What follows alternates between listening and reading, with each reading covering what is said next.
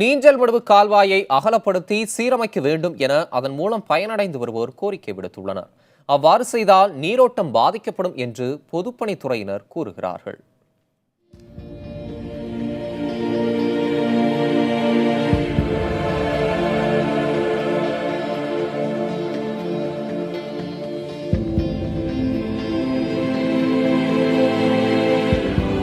காஞ்சிபுரம் மாவட்டம் திம்மாவரம் ஊராட்சியில் சென்னை திருச்சி தேசிய நெடுஞ்சாலையை ஒட்டி அமைந்திருக்கிறது நீஞ்சல்மடுவு கால்வாய்.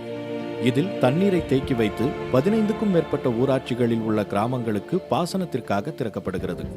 இந்த கால்வாய் பல ஆண்டுகளாக தூர்வாரப்படாததால் மழைக்காலங்களில் கால்வாயிலிருந்து நீர் வெளியேறி அருகில் உள்ள கிராமங்களில் வெள்ளப்பெருக்கு ஏற்படுவதாக கூறப்படுகிறது.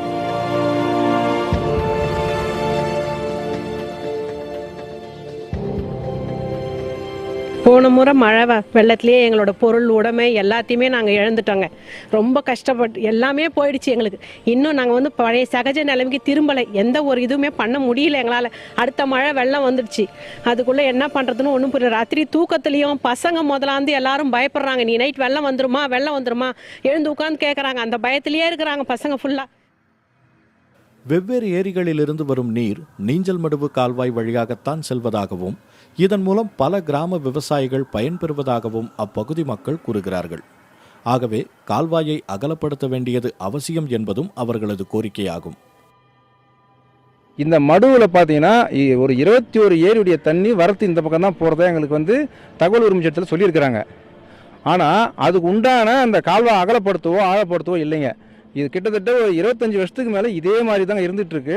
இப்போ நாங்கள் பல முறை கோரிக்கை வச்சுட்டோம், அகலப்படுத்தி ஆழப்படுத்தி கொடுங்க அப்படின்னு சொல்லிட்டு பல முறை கோரிக்கை வச்சுருக்கிறோம். இது வரைக்கும் அதுக்கு உண்டான வழிமுறையும் நடக்கலைங்க.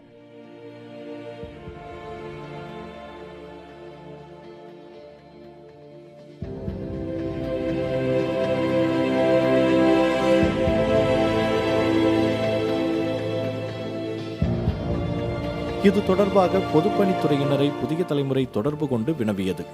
அதற்கு பதிலளித்த அவர்கள் நீஞ்சல்மடுவு கால்வாயை அகலப்படுத்தினாலோ அல்லது ஆழப்படுத்தினாலோ நீரோட்டம் பாதிக்கப்பட வாய்ப்பிருப்பதாக கூறினர்.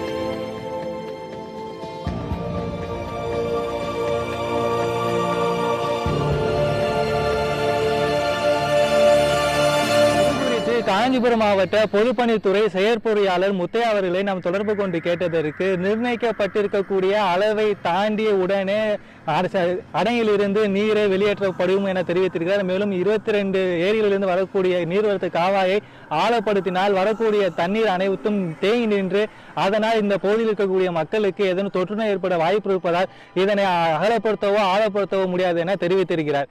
எனவே தற்பொழுது உடனடியாக தமிழக அரசு இந்த பகுதியில் பிரச்சனையை கவனம் செலுத்தி இங்க இருக்கக்கூடிய பகுதி மக்கள் எந்தவித இன்னலுக்கு ஆளாகாத வண்ணம் பாதுகாக்க வேண்டும் என்பதே இந்த பகுதி மக்களுடைய கோரிக்கையா இருக்கிறது. புதிய தலைமுறைக்காக ஒளிப்பதிவாளர் இஸ்மாயிலுடன் பிரசன்ன வெங்கடேசன்.